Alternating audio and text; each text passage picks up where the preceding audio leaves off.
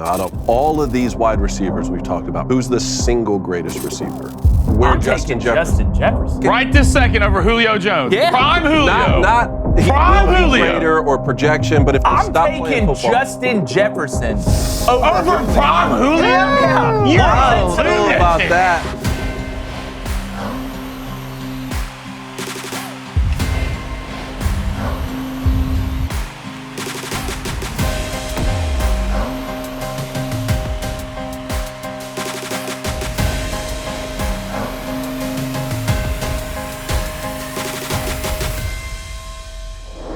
One of the biggest debates raging out in the college football realm right now is which university best represents wide receiver U, DB U, quarterback U, running back U. And we want to have a series and do a series that highlights each one of those because it's a heck of an argument. Now, you would think you would just look at draft picks, but the main thing, in my opinion, is the criteria by which you grade it, the timeline. Do you go all the way back to the Super Bowl era? Do you just do the last 25 years? Do you do the last decade? And that's where I fall, because I think 10 years gives you the amount of time to accumulate enough information or to take the throne from somebody else.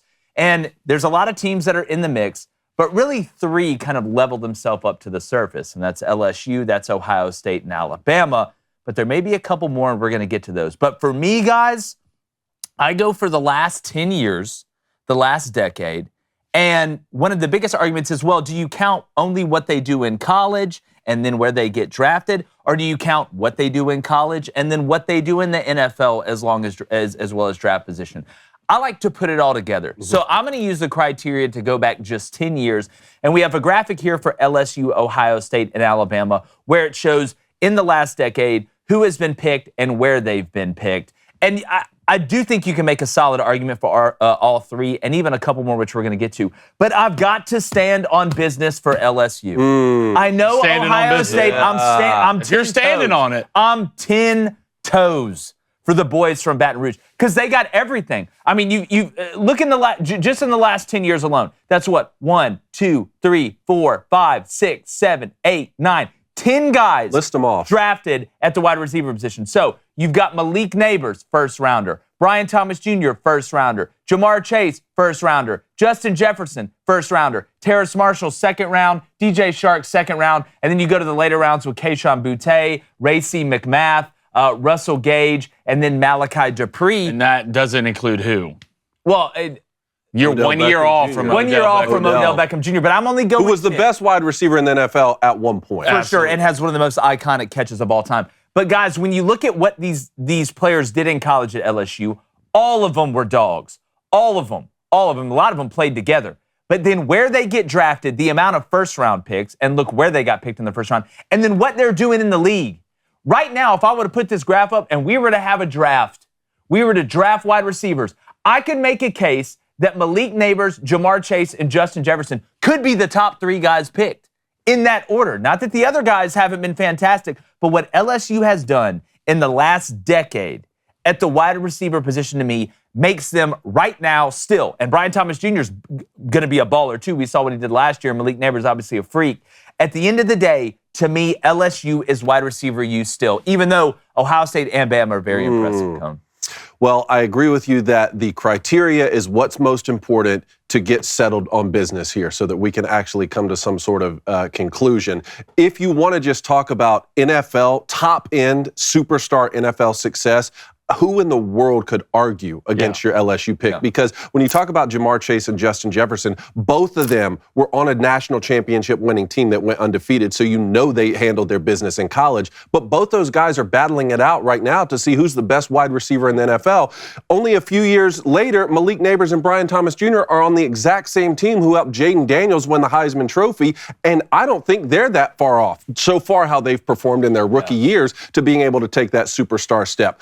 I will say, though, I think it's a disservice to this argument to only go back 10 years, even for your school, from the Odell Beckham. Yeah. I mean, I'd love to Jarvis Landry. at least throw an 11th year in there. Absolutely. Look, we can add to the rules. I'm fine with just that. because I'm a college football fan.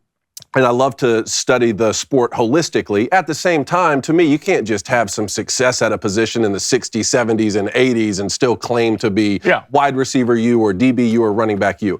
All right, so here's where I stand on it. The metric can be tweaked for any one of these schools to be wide receiver U. We agree on that, right? 100%. So like I just said, the case you make for LSU seems pretty unstoppable, and I don't know where Blaine's standing, but hopefully, the Alabama one, I know he's chomping at the bit, hopefully to get them in there. But you could also make a case over the entire length of the sport for USC and really Miami too. But USC in particular, USC and Miami are both tied for the most NFL draft picks at wide receiver with 40 each, and they've had 8 in the first round. I'm looking at maintained excellence, so the holistic view of the sport plus current success, and that's why the real wide receiver U, to me, are the Buckeyes in Columbus, Ohio. Oh, wow. And I would love to be wrong. So if you disagree in the comments, just hammer the Buckeyes. It'll make me feel good. Yeah. But I can't deny what my eyeballs are seeing. So here's the list that you just read. This is where the Buckeyes stand. Emeka Mbuka, who just got drafted in the first round last week, Marvin Harrison Jr., Jackson Smith and Jigba, Garrett Wilson, Chris Olave, all in the first round. Paris Campbell, round 2. Curtis Samuel, round 2. Michael Thomas, round 2. Terry McLaurin, round 3. And then Braxton Miller, round 3. We're even getting quarterbacks drafted to play wide receiver in the NFL, and he had a pretty good career. But here's what I talk about with the history, too. Chris Carter, a former Buckeye, Hall of Famer. At the time of his retirement, was second to Jerry Rice in career TDs and receptions. Santonio Holmes, Super Bowl MVP for the Steelers. Joey Galloway, first-round pick for the Seahawks. Terry Glenn, first-round pick. Ted Ginn Jr., Curtis Samuel, all these guys. And one of the things that I was adding up here that I think is important when we're talking about the metrics for a wide receiver U, All-Americans, Biletnikoff winners, which favors more current teams like we're talking about because the Biletnikoff only goes back to the 90s. Heisman trophies, which the Buckeyes don't have any. I don't think LSU have any at that position, but Alabama has one. Hall of Famers, draft picks, first-round draft picks, so that you weigh that heavier, and then how many are on a current roster. And that leaves, the Buckeyes with a total 64 number. But again, I think USC and LSU and Alabama are all right there too. Now, I've discovered this incredible tool that gives me real-time insights into my metabolism through something as simple as my breath. Now, it's called Lumen. Lumen is the world's first handheld metabolic coach. All you need to do is breathe into it first thing in the morning, and you'll know exactly what's happening with your metabolism, whether you're burning fats or carbs. And based on your measurements, Lumen creates a personalized nutrition plan just for you. Now, since your metabolism is basically the engine behind everything that your body does, when it's working really well, you get all kind of great benefits. You'll find it easier to manage your weight. You'll have more energy throughout the day. You'll see better results from your workouts, and you'll even sleep better. It all connects back to having a healthy metabolism. Plus, you can breathe into it before and after workouts and meals, so you know exactly what's going on in your body in real time. And Lumen will give you tips to keep you on top of your health game and improve your metabolic health. Now, the warmer months are coming, all right? For some of you, they're already here. So spring back into your health and fitness. Go to lumen.me/booster to get 15% off your Lumen. That is lumen.me/booster for 15% off your purchase. It is the scouting report for better health. Thank you, Lumen, for sponsoring this episode. Well, what's fascinating when you're looking at, and again, this graphic we have up is just over the last decade, and you bring up the guys before, Chris Carter, some of the studs. The reason and the nuance of the criteria argument here, to me, is the most important one because you can manipulate, depending on how many years you go back, to your point, who is number one. What I find interesting about the last 10 years is that if, let's say you wanted to use the argument that I was that it was just over the last decade, what's fascinating to me is from a top-heavy standpoint, LSU, obviously. Now, Jackson Smith and Jigba has been really good. Marvin Harrison Jr. has only been in the league 1 year. Egbuka hasn't even played yet. But what's funny is the depth as you go down for Ohio State is better than what LSU's is at the bottom. You look at Terry McLaurin. Oh, dude is balling. Yeah, Terry's a dog. Still. Yes. He's the go-to guy for Washington. Yep. Michael Thomas was a stud, injury-laden, right? But still. But that year or two he had with the Saints, he could have been one of the best wide receivers in the NFL. I agree with you 100%. Curtis Samuel, dog.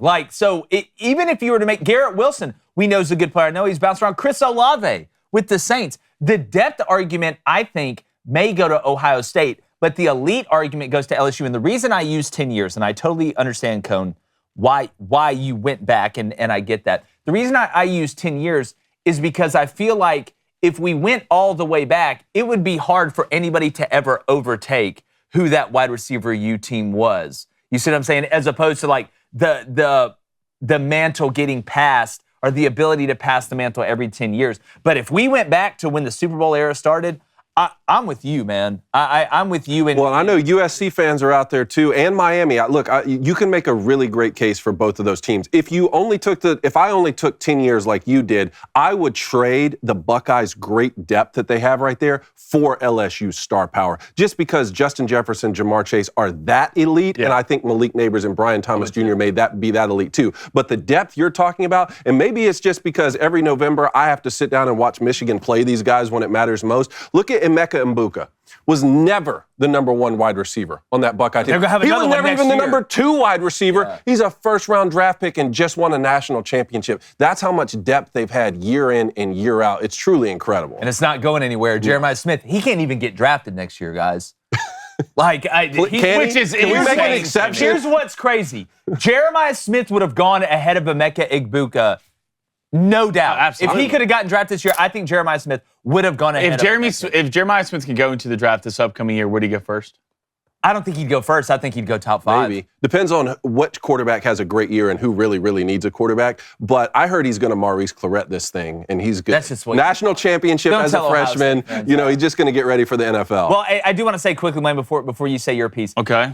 Terrace Marshall and DJ Chark have both been pretty damn good, too. I want to go ahead and throw that in there. They've had solid... There's no way this dude takes Alabama. If you take Ohio State and he takes Alabama, I'm worried that the show will short circuit. To be honest with you, I can't believe I'm about to say this, but roll tide, fellas. On this situation, roll tide. And where I'm coming back from, if we're going to go back in time, I'm going to start from the 2000s. All right? In my opinion, that's when the modern era offense got going. Everything before that was run heavy, they're pro style. Receivers really weren't highlighted that much. But from there on, what'd you see? Spread, air raid, vertical passing, actual PFF grades coming out in receivers. Actual RPOs. Actually RPOs, actual combine testing. You actually saw the receiver start to become in its own. And I'm going to do the Alabama Crimson Tide, and this is why I think they're the best. One, since 2000, they've had 8 first-round picks. All right, that's pretty solid. We can line that up with anybody, and most of the time it's going to be better. Julio Jones, Amari Cooper, Calvin Ridley, Jerry Jeudy, Henry Ruggs, Jalen Waddle, Devontae Smith, and Jamison Williams. You got to remember, Ruggs, Waddle, and Devontae Smith were all in the same wide receiver room at Alabama, which is disgusting. If you were a secondary when you played them, God bless you. I hope you're okay. Let's go to NFL production. And most of the things I'm going off my criteria, really, award-winning in college, NFL production, college production, and star power, right? And from the star power standpoint, I think we can go to LSU. You have Jamar Chase and Justin Jefferson. Those are the number 1 and number 2 guys right now. But Julio Jones, from a production standpoint in the NFL, 13,000 plus yards, 7-time Pro Bowler, 2 times All-Pro. Amari Cooper, 5 seasons with over 1,000 yards, 2 times Pro Bowler. Calvin Ridley, 1,500-yard season in 2020, and 2,000-yard season in total. Jalen Waddle, you got to remember, when Jalen was a rookie, what did he break? The reception record in the NFL with 104 receptions. We know what happened with Henry Ruggs. To be honest with you, I thought Henry Ruggs could have been the best out of all of them. Have you ever seen his basketball highlights? No. Disgusting. In high school? You know, really? David. You know what? I already believe you. Bro, it is insane. It is insane. If you have not watched Henry Ruggs' high school basketball highlights, oh boy is yamming cone. I'm talking about playing above the backboard. Wow. Like, it's insane. I think he could have played. Henry Ruggs, you want to hear a crazy stat? Amari Cooper was a 5-time Pro Bowler. Excuse me. You want to hear a crazy stat, though? You know, guess how many touches Henry Ruggs had in college before he scored a touchdown? On average, in college, how many catches do you think it took him to score a touchdown? 3. 4. 4.1. Really? That's 4.1 catches. You got to remember, 2, Alabama, 2 Biletnikoff Award winners, right? 1 Heisman winner, and Devontae Smith. And a lot of people don't know this. Amari Cooper was a Heisman finalist, and he was actually pretty damn close to winning the Heisman. So if you look at it in totality, right now, to me, I know Alabama the last couple of years haven't been putting out great receivers. I believe you have 11 guys right now in the NFL on a roster from Alabama as a receiver. But since 2000, the modern era, 8 NFL first-rounders, most production out of receivers since the modern era, and you still have the most award-winning receivers coming out of college into the NFL. And they got Ryan Williams, too. I know we talk about Jeremiah. True. Who's not in the NFL yet. He's not in the NFL yet, but you're kind of looking down the tracks. He seems kind of to be the... How do you guys handle it when these guys transfer schools? When you have someone like Isaiah Bond? Jamison Williams. So if we were to do like quarterbacks, Jamison Williams is a great example. I should be getting credit for Jamison Williams. I should be getting half credit. Right? Yeah, well, 0.5. To me, I've always, because God, this debate with Jalen Hurts, and Alabama and Oklahoma, that's all we heard. To me, it's the last school you were at. So if you're someone like Jahmyr Gibbs, right, who just I don't know how many seasons he spent at Georgia Tech. I count as Alabama. Several. Yeah. But goes to Alabama for 1 year, gets drafted by the Lions out of Alabama. The Jalen Hurts one is tough too because he graduated from Alabama, but gets drafted out of Oklahoma, and that's where he ended. I still count it as the last school you were at, and I try and keep that even across the board. I use the new wife method, like to who gets the money when you die. It's not your ex-wife.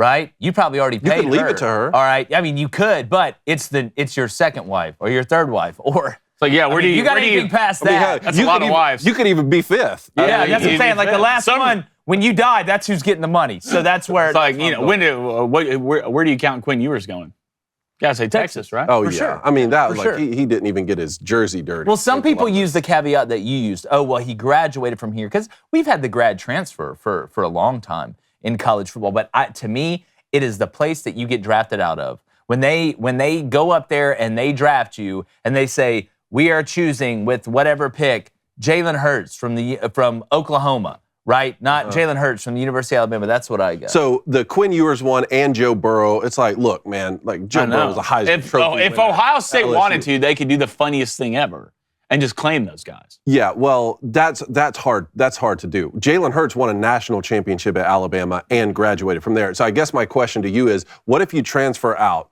roll your ankle in game one, snap one, like Aaron Rodgers basically with the Jets, and then you get drafted out of there, you don't play the rest of the season? Still, that's when you were at. That's wild. Look, y'all may have been married one day and you fell off the cruise I don't know if there's a right answer. But you're married. But you're married. Like, that's what I'm saying. Like, once you sign that paper, once you sign it, it's locked. It's locked to me. All right, now, if you here's my thing though.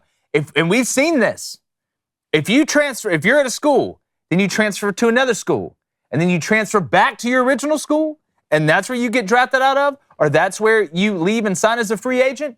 I count that it's the last one you're at, which was the first one you were at, which we've seen before. All right, here's the real question though. Out of all of these wide receivers we've talked about, particularly with these three programs, but throw in USC and Miami too, since we're talking about Lamar Chase. Who's the single greatest receiver?